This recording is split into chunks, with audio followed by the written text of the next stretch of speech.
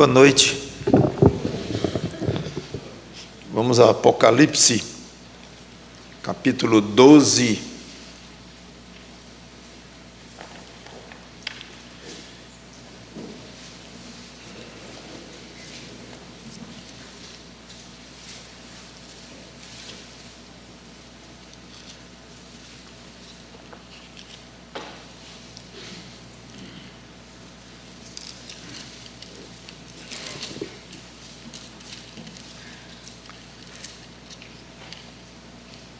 Terminei comentando que terminei a pregação, que foi no capítulo 12 de Apocalipse, que houve uma luta no céu, uma guerra entre o arcanjo Miguel e seus exércitos contra o diabo, chamado de a serpente, ou o dragão, e seus demônios, e ele perdeu e foi expulso para a terra. E houve uma grande voz no céu vibrando com isto: agora veio a salvação, o poder, o reino do nosso Deus e tal. E comentamos já detalhadamente esta que nós chamamos de 10ª doxologia, que são palavras de glórias, de honras a Deus, e que houve muita festa, então muita alegria no céu. Enfatizamos isto por causa da saída definitiva do diabo no céu. Já explicamos até onde pudemos, que é algo muito misterioso para nós, mas até onde pudemos explicamos a presença do diabo lá no céu, como vemos no livro de Jó. Já comentei isto, e que de certa forma era permitido ter acesso a Deus até aquele momento, que ainda vai acontecer no futuro. Hoje tem acesso ainda, e que ele acusava os filhos de Deus constantemente. Comentei da defesa que o Senhor Jesus Cristo faz a nós, crentes e tudo mais. Então terminei dizendo que havia muita alegria no céu, mas infelizmente era só no céu mesmo, porque na terra foi o contrário. Então vamos ao versículo 11 do capítulo 12, para pegar o contexto. Apocalipse 12 e 11. Eles, pois, o venceram por causa do sangue do Cordeiro, falando aqui dos crentes que venceram as acusações do diabo, expliquei isso tudinho, e por causa da palavra do testemunho que deram, e mesmo em face da morte, não amaram a própria vida. Por isso, festejai, ó céus, dizia essa grande voz aí, e vós, os que neles habitais, lá no céu. Ai da terra, e aqui começa a nossa pregação hoje. Ai da terra e do mar, pois o diabo desceu até vós cheio de grande cólera, sabendo que pouco tempo lhe resta. Vamos orar. Santo Deus, nosso bom Pai, dá-nos sabedoria para entender a Tua palavra até onde possível, para o nosso crescimento, quanto ao conhecimento das coisas que Tu quiseste nos revelar, e também para a nossa edificação, no sentido de aplicar o que nós aprendemos para nós nestes dias de nossas vidas aqui, de cada um de nós. Que esta pregação e o resultado sejam uma doxologia por si mesma, um hino de louvor a Ti. Embora tenhamos de falar no diabo ainda várias vezes, muitas vezes, até um dia que ele será realmente afastado, conforme veremos ainda ao longo da exposição deste livro. Que o Teu Filho Jesus Cristo seja super exaltado entre nós hoje. É o que eu te peço em nome do Senhor Jesus Cristo. Amém. Ai da terra e do mar, Esse da terra e do mar, entenda como a terra e o mar, às vezes, significa nações. Eu vou comentar isso na próxima pregação. Seja como for, pense no mundo, aqui embaixo. Pois o diabo desceu até vós cheio de grande cólera. Mais à frente eu vou falar na ira, na cólera do diabo. Sabendo que pouco tempo lhe resta. Na realidade, Satanás já sabia que Cristo reinaria absoluto na terra. E que depois disto, o reino de Deus assumiria uma forma eterna em novo céu e nova terra. Todos os profetas, com maior ou menor clareza, haviam predito isto, desde o tempo em que a Bíblia começou a ser escrita, ou a palavra de Deus começou a ser anotada e falada através de profetas, desde o início.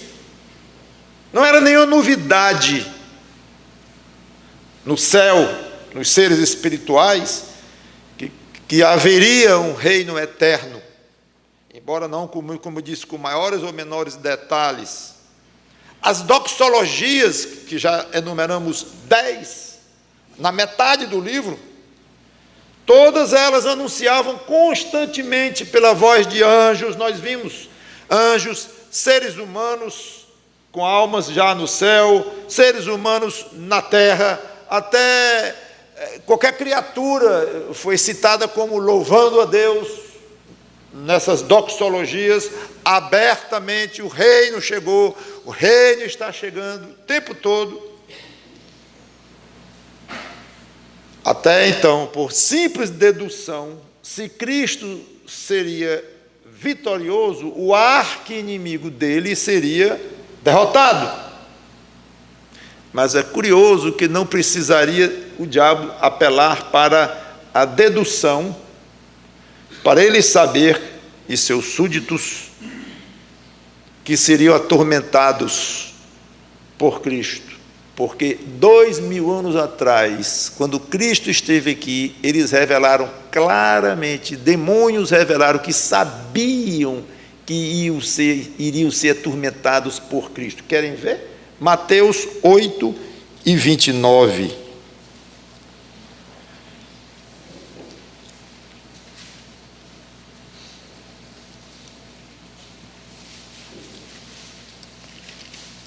Diz assim, Mateus 8 e 29.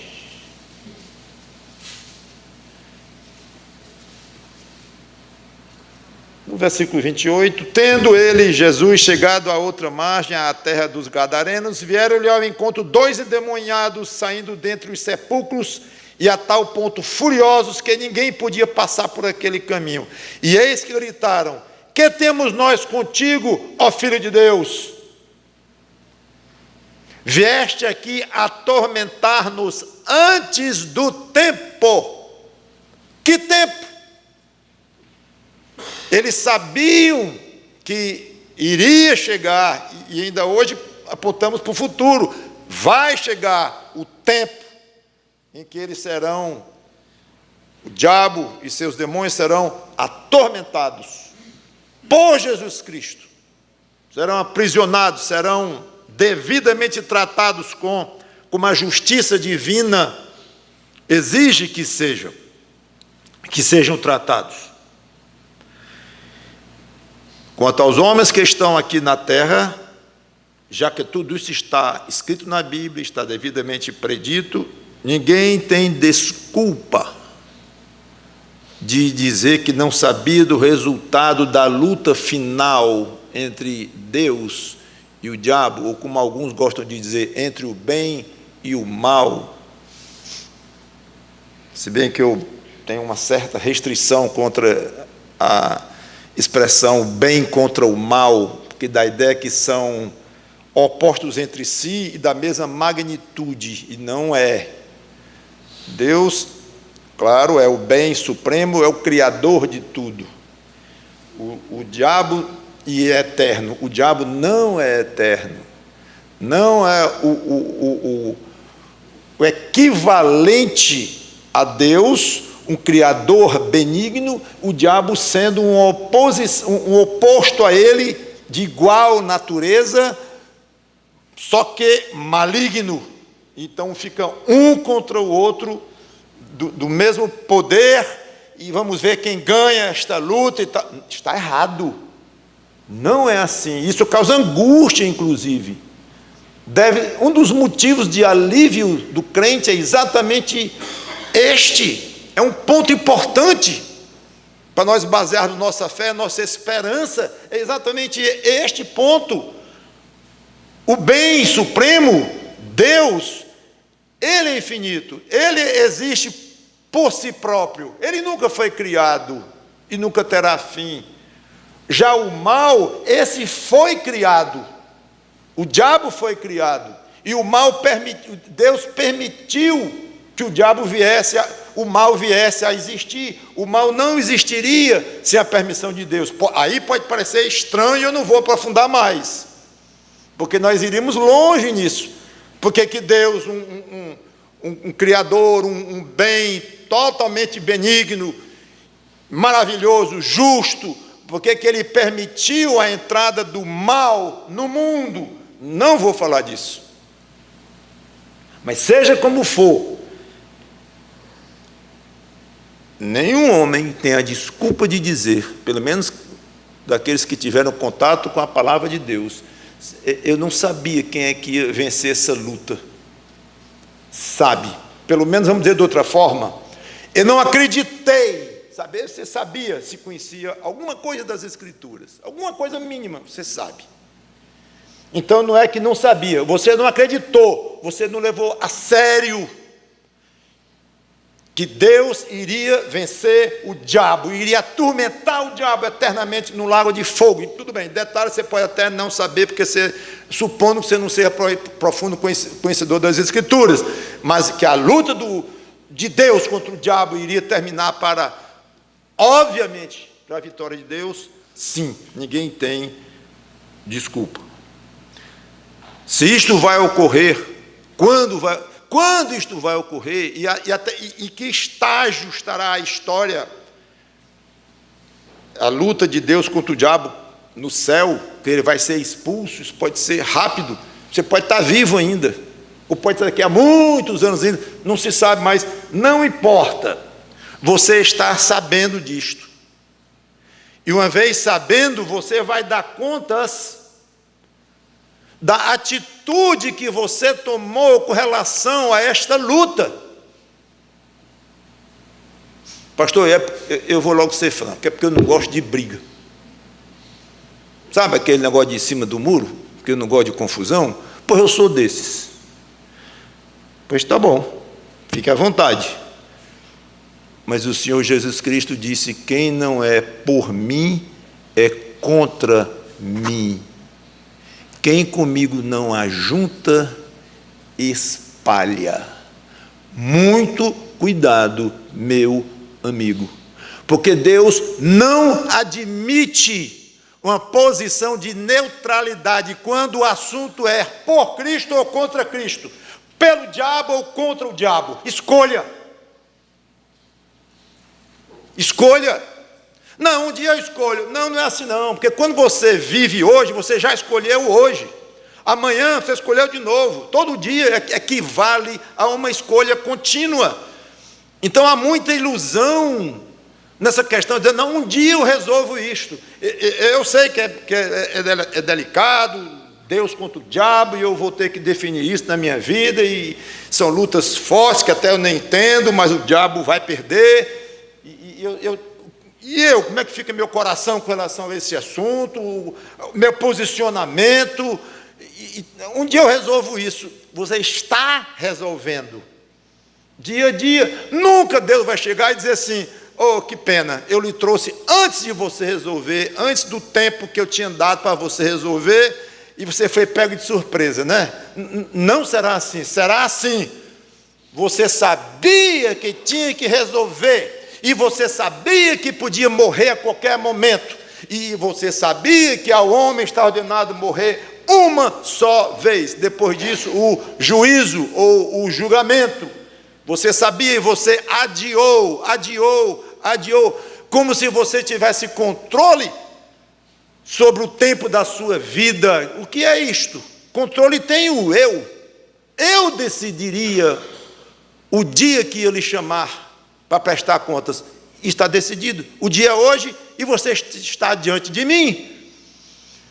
Então, eu quero chamar a atenção daqueles que não têm se posicionado espiritualmente de uma maneira forte e fica só nesse negócio de que tem uma religião aí tradicional, que nasceu numa religião, continua naquela religião, do pai, da avó, e não vai trair a tradição da avó, do pai ou da mãe, e que tá e fica, mas acha interessante essa história de Jesus, acha interessante esse negócio de briga de Deus contra o diabo, que o diabo vai perder.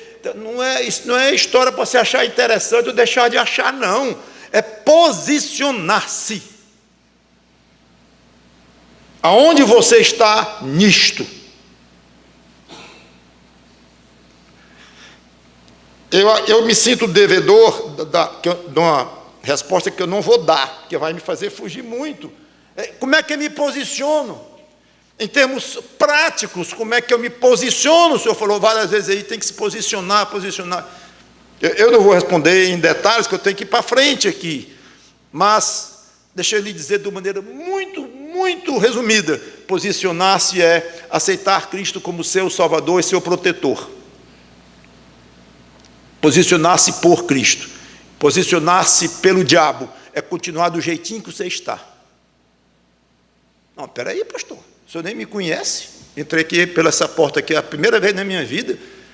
E o senhor está dizendo que se eu continuar do jeito que eu nasci, eu estou me posicionando pelo diabo?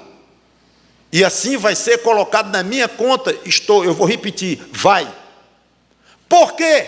Porque o homem nasce pecador, a Bíblia está dizendo isso vez após vez, claramente, o homem nasce sem Cristo, separado de Deus.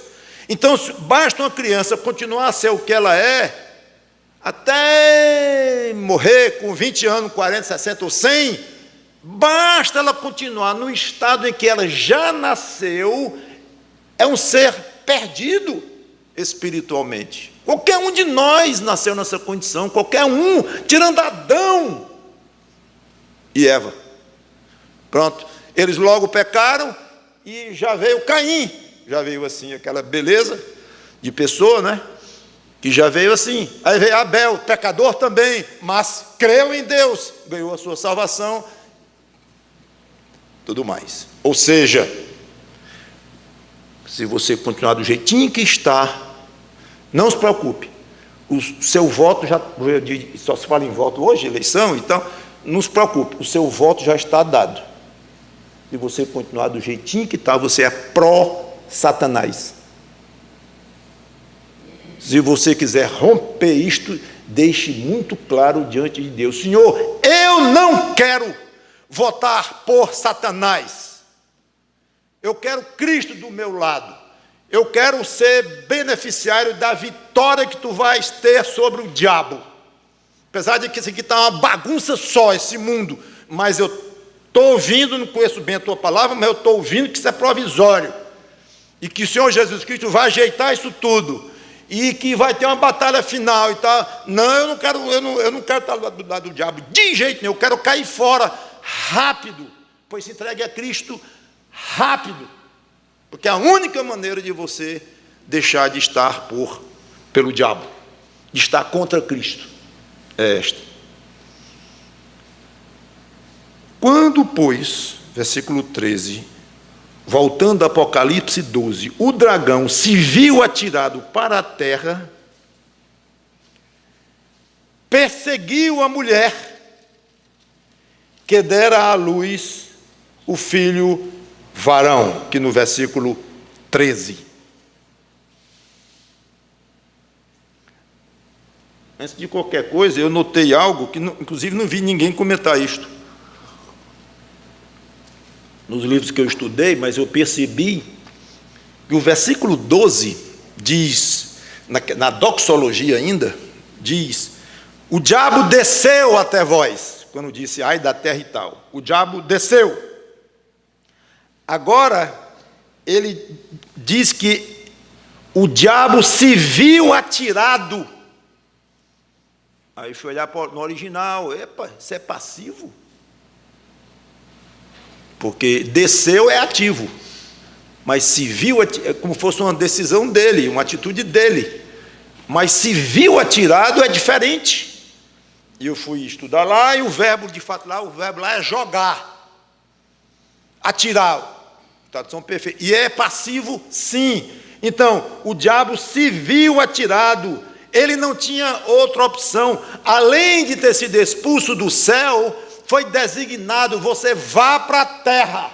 Inclusive eu disse na pregação passada que Deus ainda teria muito que tratar com o diabo na terra, até coloquei motivos, e eu não vou repetir, se quiser vá lá na pregação passada que você vai ver, eu dei vários motivos pelos quais Deus ainda queria tratar com o diabo na terra, e isso faz todo o sentido agora. Não é que o diabo foi expulso do céu, pois eu vou para Marte,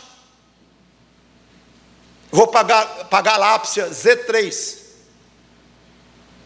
vou para onde eu quiser, no céu não estou mais, vou sair daí, vou sair por aí pelo universo, atrapalhando as coisas. Não, você vai para a terra, aqui você não entra mais, e em lugar nenhum você entra mais, você vai para a terra, e jogou o diabo na terra. Interessante, como se joga uma bola. Curioso, veja o poder de Deus sobre o diabo. E logo começou uma perseguição feroz contra Israel, pelo menos parte do povo de Israel, que já falei que é como nós interpretamos a mulher que dera à luz o filho varão. Expliquei na pregação passada. E eu lamento ter que ficar o tempo todinho dizendo que eu expliquei isso, porque se eu começar a explicar tudo de novo, vai ser 5 horas de pregação, no mínimo, para avançar pouco, né? E para avançar pouco, então não adianta. Essa pregação aqui é a 33ª pregação em Apocalipse.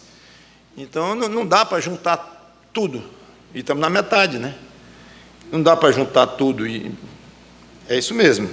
Então, se quiser ouvir, pelo menos você pode recorrer a áudio, ao vídeo, está tudo lá. Está no site Falando de Cristo, vá lá, ouça, e quantas vezes precisar, para poder você, pelo menos, não pensar, eu não tenho condições de acompanhar de uma para outra, que eu esqueço e tal. Vá lá e ouça, se quiser, obviamente. Então, comentamos que essa mulher, que ia dar e deu à luz um filho varão, que o diabo queria devorar assim que ele nascesse, não deu certo o plano dele, o menino nasceu, cresceu, morreu, ressuscitou e foi para o céu, obviamente o Senhor Jesus Cristo.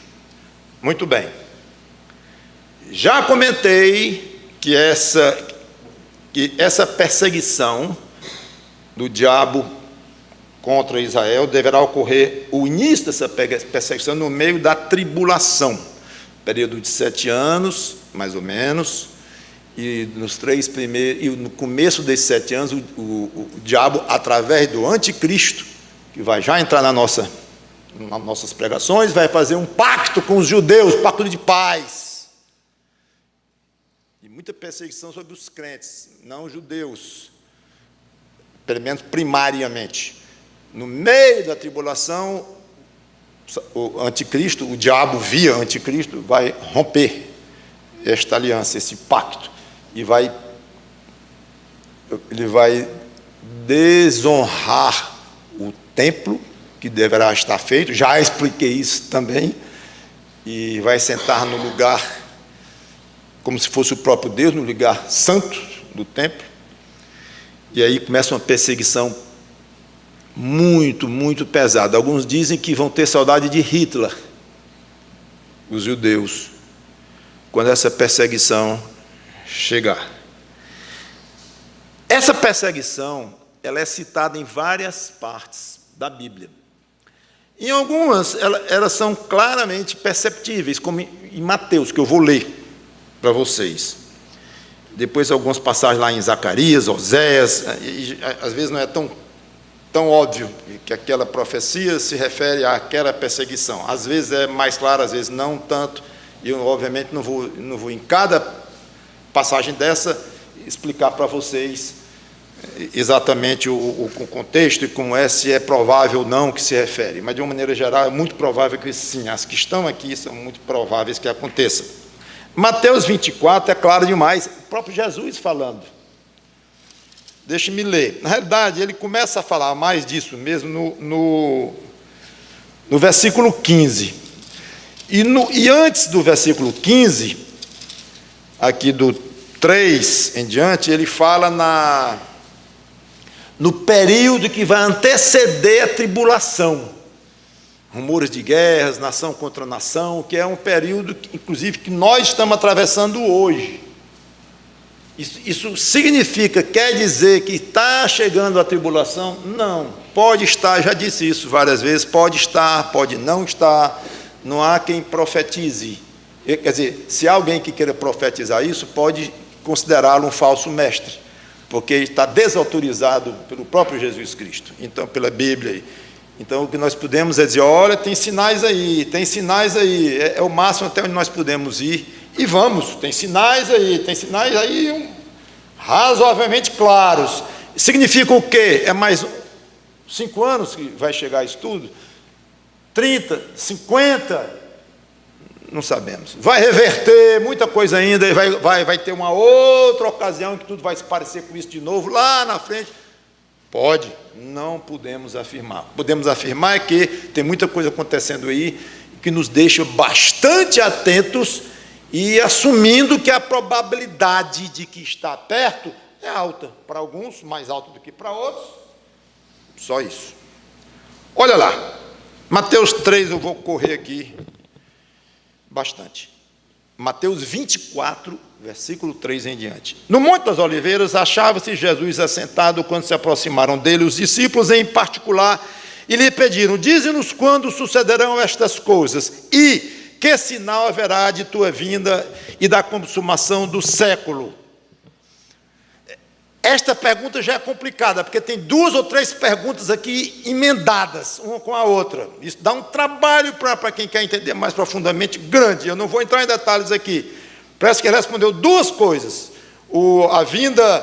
A distinção de Jerusalém, que estaria bem pertinho, 30 e poucos anos à frente, no ano 70, e muito lá para frente, como vai ficar claríssimo no versículo 15 em diante, que não tem nada a ver com o que aconteceu, de fato, com Jerusalém, no ano 70, logo depois dele falar essas palavras, 30 e poucos anos depois. Mas ele dá uma misturada, às vezes, entre uma época e outra. Às vezes não é tão fácil passar a linha, às vezes é. Estudar pelas Escrituras, escatologia, é um tema muito difícil. E ele respondeu, vede que ninguém vos engane, porque virão muitos em meu nome, dizendo, eu sou o Cristo. E enganarão a muitos, e certamente ouvireis falar de guerras e rumores de guerras. Vede, não vos assusteis, porque é necessário assim acontecer, mas ainda não é o fim. Então é a chegada do fim, né? Porquanto se levantará nação contra nação, reino contra reino, e haverá fomes e terremotos em vários lugares. Abre os olhos, fomes, terremotos, rumores de guerras. Porém, isso tudo é o princípio das dores. Tudo muito misterioso, ao mesmo tempo que não é. Então sereis atribulados e vos matarão. Sereis odiados de todas as nações por causa do meu nome. Entendemos que fala isso mais para os judeus. Nesse tempo muitos hão de se escandalizar, trair e odiar uns aos outros. Levantar-se-ão muitos falsos profetas e enganarão a muitos. Grifa o enganarão, enganar. Falsidade, fake, mentira, ordem do dia. Enganar. Fique com esse verbo, essa ideia na sua cabeça. Nós estamos vivendo um dia de muita mentira, mentira na cara, deslavada, de pessoas de altos cargos nacionais em vários países, em vários locais, de vários partidos, estou falando de uma internacional, não é só nacional, digo. Então, é muito engano, mentira. Outro dia eu li, não tem nada a ver com Bíblia, com cristianismo, nada, que Os grandes acionistas, os fundadores do Google, Facebook, Twitter, estão decepcionados porque estavam certos que essa rede social que eles ajudaram a criar e queria ajudar a democracia, ia ser contra ditaduras e totalitarismos e coisas assim, não está indo nesse caminho, mas está ajudando muito outro lado também. Pessoas que estão se especializando em usar a mídia, essas tais redes sociais, e de uma maneira usando mentira maciça, e que está muito difícil para eles desenlinharem isto. Onde é que na rede é mentira e não é? Todo dia bolam softwares diferentes para identificar onde é que pode ter conteúdo que não é verdade, e fecham centenas de contas, tentando de toda forma.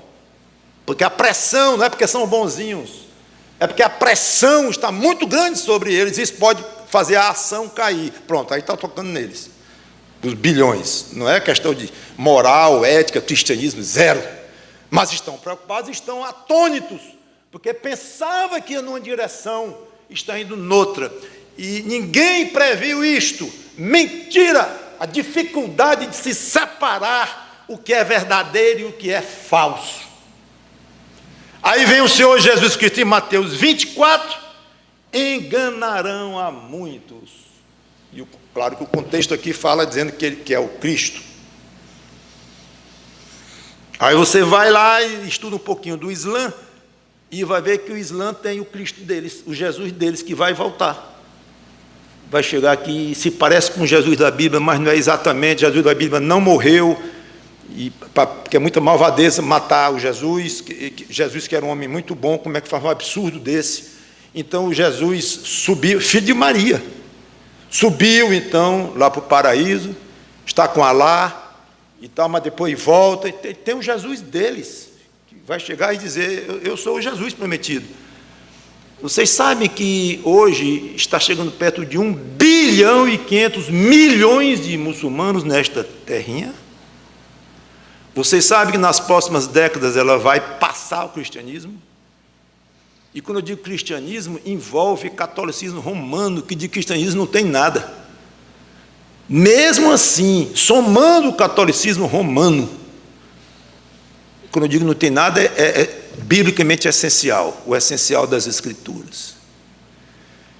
Mas mesmo somando tudo que se chama cristão, hoje ainda passa do Islã, mas a velocidade é impressionante. Basta estudar os gráficos nas últimas décadas, subindo um e o outro não subindo tão rápido.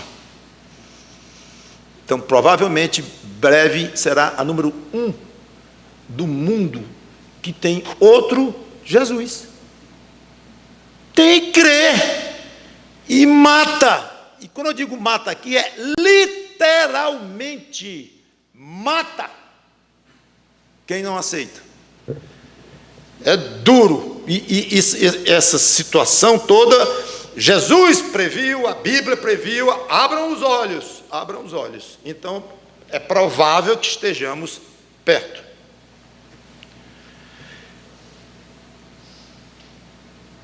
E certamente ouvireis falar de guerra, versículo 6 de Mateus 24, e rumores de guerra. Vede, não vos assusteis, porque é necessário assim acontecer, mas ainda não é o fim. Interessante que ele disse umas 3 vezes já, ainda não é o fim. Isso é o princípio, Talvez até uma maneira de ajudar aqueles que gostam de ver em cada coisinha acontecendo no mundo ou em Israel, coisa assim, pronto, está chegando, é rápido, mais alguns anos, tá? Talvez não. Então ele previne várias vezes, calma, vai ter muitos sinais antes de chegar o fim. Agora que um dia o fim vai chegar, vai. E que vai ser numa certa época que vai ter muita gente. Claro, a população estará na época viva, a população do mundo estará. Você pode estar no meio, eu posso, podemos. E podemos não estar, não sei. Porquanto se levantará nação contra nação, reino contra reino, haverá fomes e terremotos em vários lugares. Porém, isto é o princípio das dores. Então, sereis atribulados e vos matarão, sereis odiados de todas as nações por causa do meu nome. Aí já começa a falar em perseguição. Nesse tempo, muitos vão de escandalizar, trair e odiar uns aos outros, levantar-se-ão muitos falsos profetas e enganarão. De novo, a palavra falso, a palavra enganar, está presente. E por se multiplicar a iniquidade, o amor se esfriará de quase todos. Aquele, porém, que perseverar até o fim, esse será salvo. E será pregado este evangelho do reino por todo o mundo para testemunho a todas as nações. Então virá o fim. Quando, pois, vides o abominável da desolação de que falou o profeta Daniel, no lugar santo, quem lê entende. Então os que estiverem na Judéia fujam para os montes. Aqui é o anticristo, que não tem a menor dúvida que está falando do anticristo. Não tem perigo, mas está falando do ano 70, lá de Jerusalém. Fujam para os montes. Quem estiver sob o eirado, não desça a tirar da casa alguma coisa. Quem estiver no campo, não volte atrás para buscar sua capa. Ai das que estiverem grávidas e das que amamentarem naqueles dias. Orai para que a vossa fuga não se dê no inverno nem no sábado, porque nesse tempo haverá grande tribulação, como desde o princípio do mundo até agora não tem havido e nem haverá jamais. Então, um período inigualável, para trás e para frente. Não tivessem aqueles dias sido abreviados, ninguém seria salvo, mas por causa dos escolhidos, tais dias serão abreviados. Espetáculo isso aqui, que não vou explicar. Então, se alguém vos disser, eis aqui o Cristo, ou ele ou ali, não acrediteis. Provavelmente teremos bilhões de pessoas apontando para um Cristo falso. Não acrediteis. Porque surgirão falsos cristos. Palavra falso de novo. E falsos profetas, falso de novo. Operando grandes sinais e prodígios para enganar. De novo a palavra. Podem depois vocês grifarem, vocês vão ver. Vai saltar os olhos. Para, se possível, enganar até os próprios eleitos. Vede que vos tenho predito. E a passagem continua. Eu não vou ler. Eu vou ler. Porquanto se vos disserem, eis que ele está no deserto, não saiais, ou ele no interior da casa, não acrediteis. Mentira após mentira após mentira. Porque assim como o relâmpago sai do Oriente e se mostra até no Ocidente, assim há de ser a vinda do Filho do Homem. Vai ser visível para todos. Não é ele chegou de helicóptero de madrugada e está ali dentro. Não, não acredite. Ele está lá no monte, lá fora, e chegou de uma maneira repentina, invisível e tal. Não acredite. Eu vou acreditar em quem? Quando você vê um chegando como um relâmpago, esse é ele, ou seja, ele está falando aqui. Onde estiver o cadáver, aí se ajuntarão os abutres, frase difícil que eu não vou explicar. Logo em seguida, a tribulação daqueles dias, o sol escurecerá. Ora, a gente vê, coitados, esquece o coitados. A gente vê alguns estudiosos tentando encaixar o que diz aqui com o que aconteceu em Jerusalém no ano 70, não chegou nem perto. Não, porque foi tanta poeira, que deve ter sido mesmo, tudo bem, que tampou a luz do sol e tal, pode ter tampado, pode ter ficado escuro, de fato, de tanta poeira, não tinha asfalto nas ruas e tal, pode, certo? Mas o que ele descreve aqui, a gente aceitar ou achar razoável que seja a destruição de uma cidade, por mais terrível que tenha sido, que foi. É outra dimensão, gente. Assim, muitos acham, eu inclusive. Logo em seguida, a tribulação daqueles dias, o sol escurecerá, a lua não dará sua claridade, as estrelas cairão do firmamento. Explica como é que as estrelas caíram do firmamento em Jerusalém no ano 70. E as explicações, pelo menos para mim e para muitos, não, simplesmente não colam. Agora, vá ler os selos, vá ler as trombetas. Tchum, lá em cima. Então é praticamente óbvio, creio eu, para quem tem um mínimo de de precaução com uma certa literalidade das Escrituras. O grande problema, muitas vezes, está nessa questão de metáfora e literalidade, o que é metáfora, o que não é.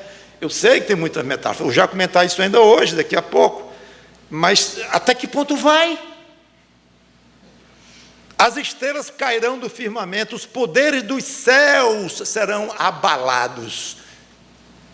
Apocalipse. Então, oh que dia! Aparecerá no céu o sinal do Filho do Homem.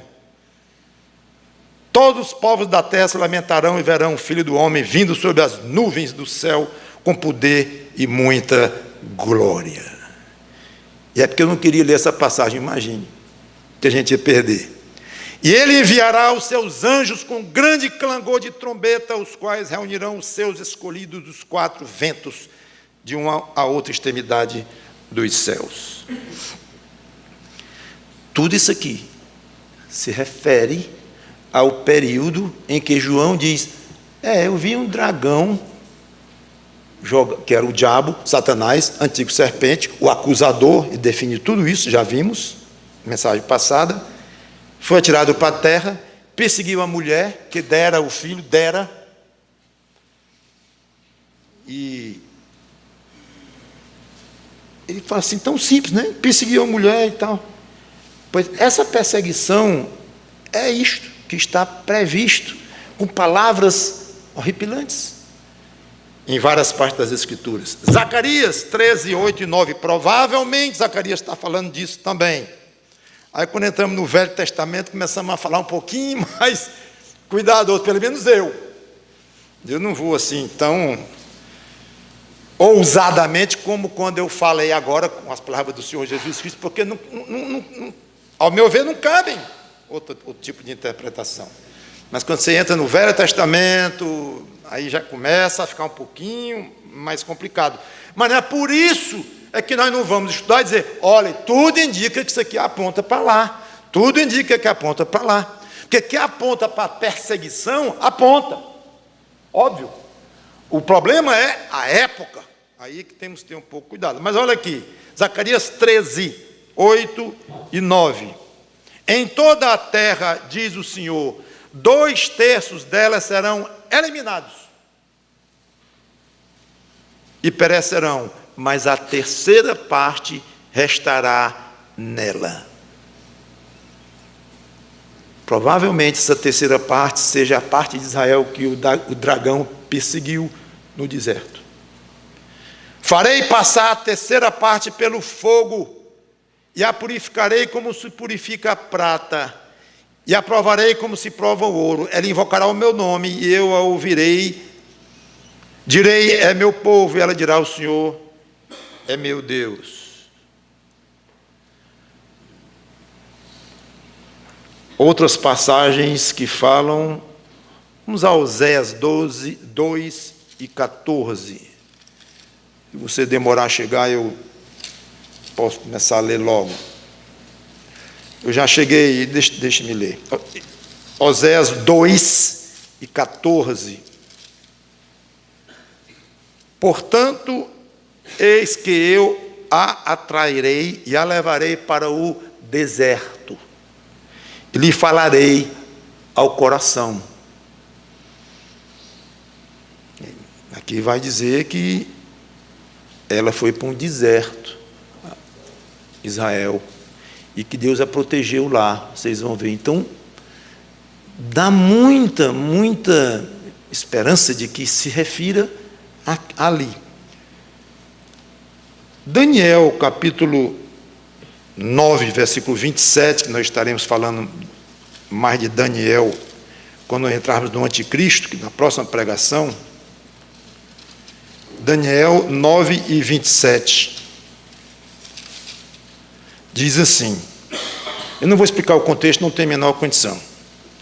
Ele, o Anticristo, fará firme aliança com muitos por uma semana. Na metade da semana fará cessar o sacrifício e a oferta de manjares. Pá! Rompeu o pacto. Na metade da semana. Sobre a asa das abominações virá o assolador, até que a destruição que está determinada se derrame sobre ele. Jesus diz: quando vis o abominável da desolação sentar no lugar santo, de que falou o profeta Daniel. Lembra? É isso aqui. Então é exato, aqui não tem muito que também especular, não. E por fim, 12:1, Daniel 12:1, nesse tempo se levantará Miguel, olha o Miguel, o que lutou contra Satanás no céu, e João viu, o grande príncipe, o defensor dos filhos do teu povo, e haverá tempo de angústia, qual nunca houve, desde que houve nação até aquele tempo. Mas naquele tempo será salvo o teu povo, todo aquele que for achado inscrito no livro, mostrando uma perseguição muito feroz e uma proteção de Deus para alguns. De acordo, inclusive, com Zacarias, 1 terço e 2 terços. Deus não vai proteger 2 terços dos judeus. Se isso é o que significa de fato, 2 terços do povo judeu vai ser destruído antes de Cristo voltar, morto pelo anticristo. Continuando o nosso Apocalipse 12.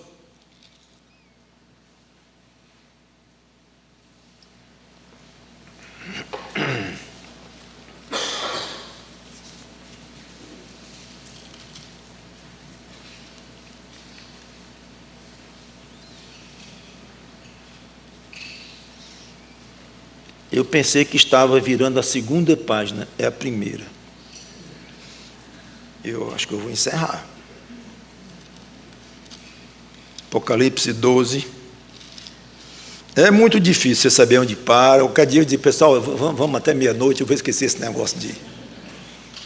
Mas aí vocês vão dormir daqui a pouco, não adianta.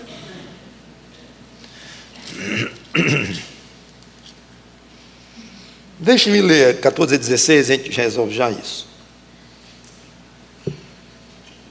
Quando o dragão... 14. Quando o dragão se viu tirado para a terra, perseguiu a mulher que dera à luz o filho varão. Pronto, agora acho que eu já tinha lido. Aí vem. E foram dadas à mulher 2 asas da grande águia, para que voasse até ao deserto, ao seu lugar, aí onde é sustentada durante um tempo, tempos e metade de um tempo, fora da vista da serpente. Então a serpente arrojou da sua boca, atrás da mulher, água como um rio, a fim de fazer com que ela fosse arrebatada pelo rio. A terra, porém, socorreu a mulher, e a terra abriu a boca e engoliu o rio que o dragão tinha arrojado de sua boca. Vamos tentar ir em frente um pouco, ver se eu consigo apressar. João repete o tema que a mulher fugiria para o deserto. Eu já tinha falado disso no versículo 6. E indica o mesmo período de tempo, 1260 dias, que ele falou lá no versículo 6, agora ele fala um tempo, tempos, ideia de plural, que são 2 e metade de um tempo, 1 mais 2 mais meio dá 3,5, cada tempo equivaleria a 1 ano, seria 3 anos e meio, que é igual a 42 meses, que é igual a 1260 dias, ou seja, falando do mesmo período, o tempo todo, metade de 7 anos. Algumas informações que João dá agora. Foram dadas à mulher, Israel, 2 asas, para que ela voasse até o deserto, ficando de algum modo fora da vista de Satanás, como ele diz aqui, ou de seu alcance direto. Satanás tentou um ataque à distância, com relação a essa água como um rio, como eu li, para destruir o povo. De alguma maneira, essa água desapareceu na terra, e assim, Israel, ou parte de Israel que estava ali no deserto, ficou protegido do dragão, Satanás, por 3 anos e meio, deixando-o ainda mais irado do que ele estava antes. Agora, irmãos, a perseguição que Satanás fará através do anticristo, contra Israel, eu já disse, é clara na Bíblia. Jesus falou disso abundantemente, citei vários profetas, então, para nós, pelo menos pré-milenistas, não há dúvida. Agora, os detalhes, essa fuga para o deserto aqui, o ataque misterioso do diabo com água, que se abriu o chão e engoliu a água, é de dificílima interpretação, para não dizer impossível, porque que tem muitos símbolos é óbvio, mas é tudo símbolo? Tem algo de literal? O que há de literal? E aí cada um vai ter uma opinião. Há aqueles que dizem que tudo é simbólico.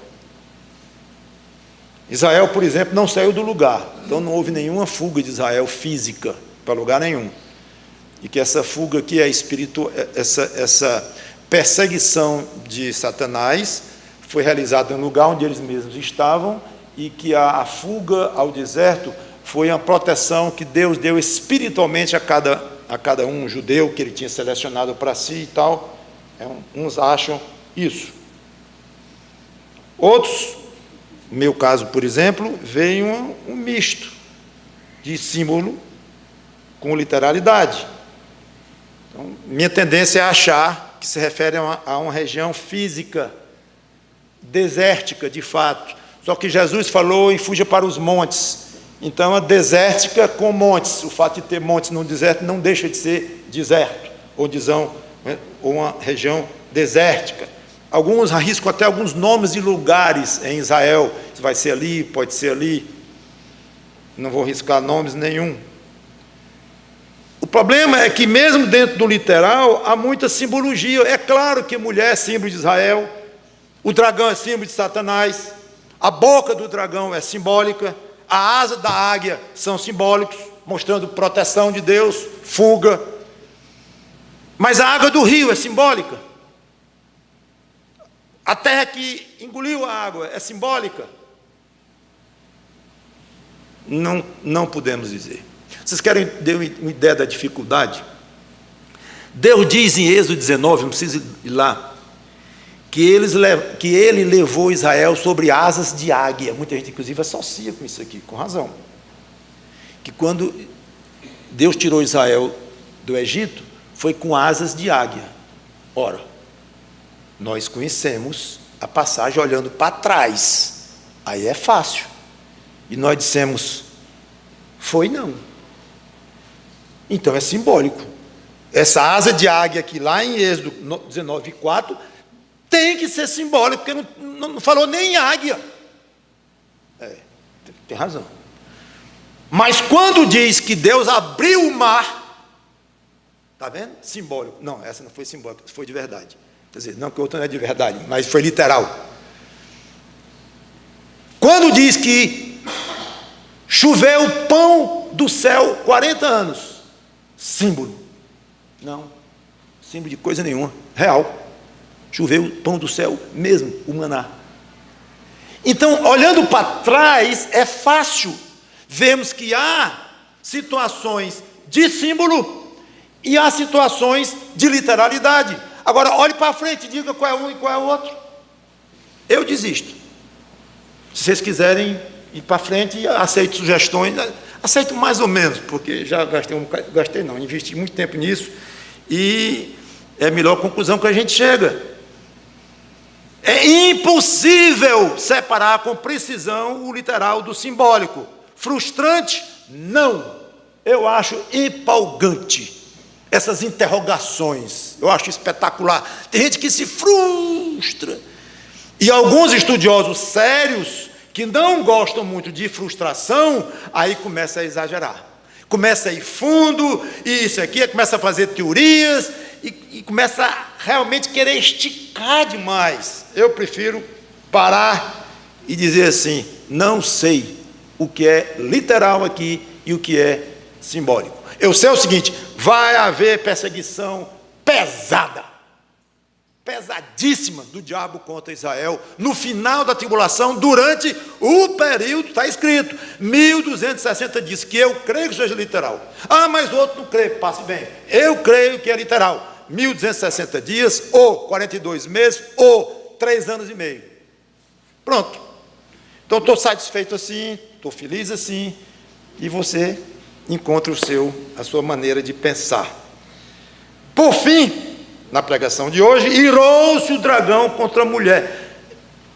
Mas tem esse irado. Porque lá já dizia que ele estava irado. Aqui no versículo 12, por isso festejai aos céus e vós os que nele habitais, ai da terra e do mar, pois o diabo desceu até vós, cheio de grande cólera. E agora no versículo 17, irou-se o dragão, a segunda vez. Pode parecer que esse negócio de ter muita ira é algo pecaminoso e condenável e típico do diabo. Viver com raiva, viver irado. Bom, essa maneira de eu dizer assim, com raiva, irado, talvez seja mesmo. Mas é bom explicar que não é bem assim a realidade. Deus tem ira, e muita. Eu nunca contei, mas já ouvi dizerem que tem mais passagens que falam da ira de Deus na Bíblia do que sobre o amor de Deus. Claro que uma coisa não anula a outra, não quer dizer que tem mais ira do que amor, óbvio, mas para dizer como é abundante em Deus a ira, porque é abundante nos homens o pecado. Então diz que ele, eu não vou ler mais, mas no Salmo 7,11 diz que ele se ira continuamente. Então Deus tem ira todo dia. Tira da cabeça que se irar é coisa do diabo. Em João 3,36 diz que sobre os que não aceitam, não sei a palavra, não me lembro as palavras exatas, sobre eles permanecem a ira de Deus. Permanece, então já está continuamente. Paulo em Romanos 1 diz que a ira de Deus se revela do céu, e continua a passagem. Então, o importante é o tipo de coração em que a ira é despertada. E, portanto, o motivo da ira. Este é o ponto que cada um de nós deve ficar muito atento. Deus tem um coração santo, puro, e ele se ira quando alguém fere a santidade dele. É uma ira santa. O diabo é maligno e se ira quando alguém atrapalha seus planos perversos, egoístas, malignos. É uma ira pecaminosa. O resultado da ira de Deus é o cumprimento de uma justiça necessária, vinda de um juiz justo, imparcial, reto, cumprindo uma lei perfeita que ele próprio, como Criador, criou. O resultado da ira do diabo é o cumprimento de uma vontade maligna, egoísta, anti-Deus, vinda de um ser revoltado e frustrado. Fala ira aqui e ira aqui.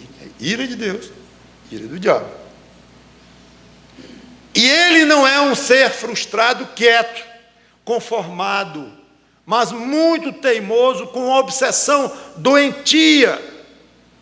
Olha aqui o motivo da explosão de ira quando veio à terra, sabendo que pouco tempo lhe resta. Esse foi o motivo.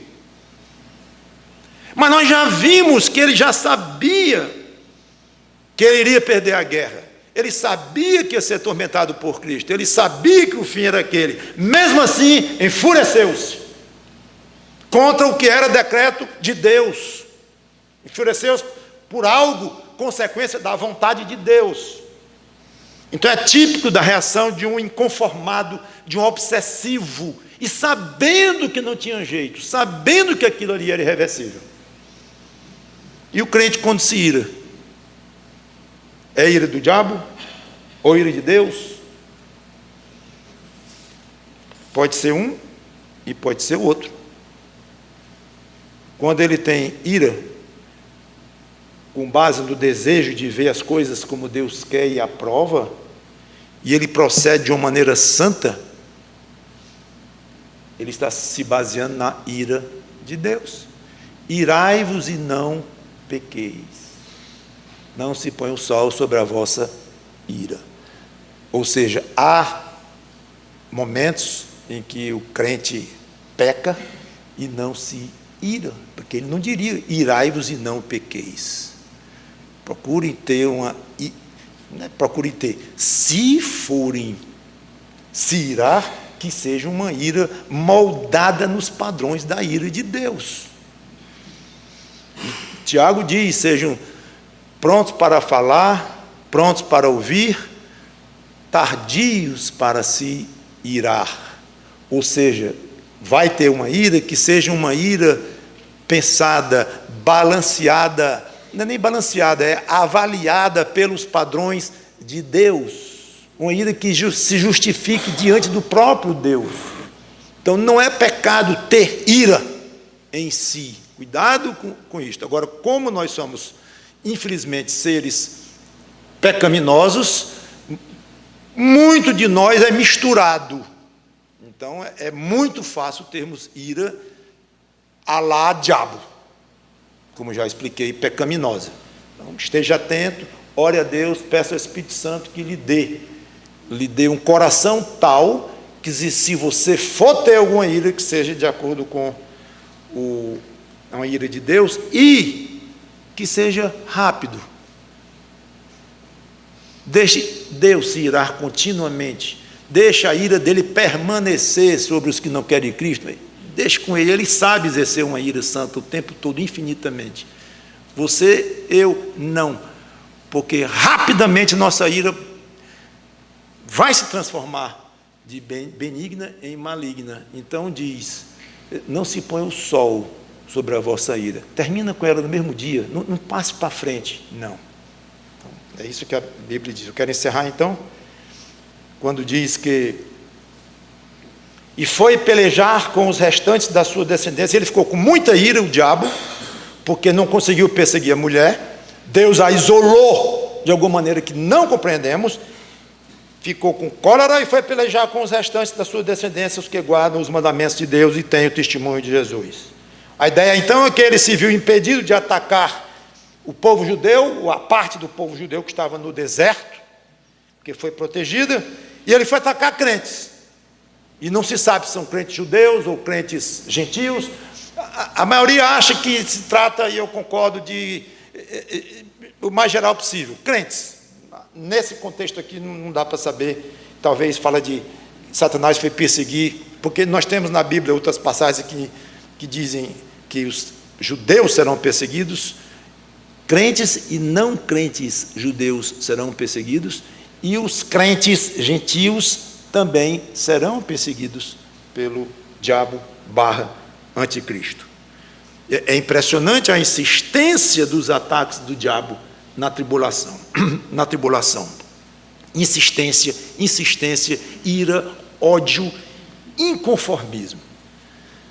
E se pôs em pé sobre a areia do mar. Aqui está preparando o caminho para, versículo 13, versículo 1, vi emergir do mar uma besta, e aí vem o anticristo entrando no relato de Apocalipse, e logo ainda no capítulo 13, o falso profeta, e veremos isso com calma depois. Vamos orar.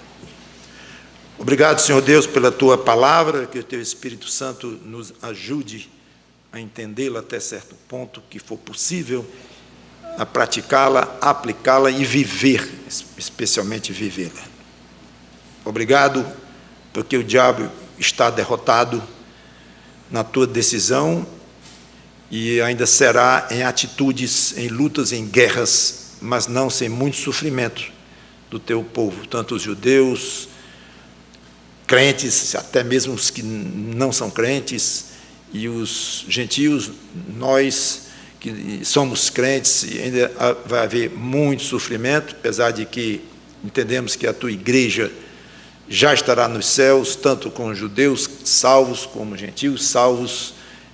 Logo no comecinho da tribulação, eles serão levados para as nuvens, estarão com Cristo o tempo todo. Mas muitos vão se converter aqui, tanto judeus como não, e serão duramente perseguidos. Que nós entendamos essas coisas e valorizemos cada vez mais as coisas que são do alto, cada vez menos as coisas que são cá de baixo. Em nome de Cristo que te pedimos e agradecemos. Amém.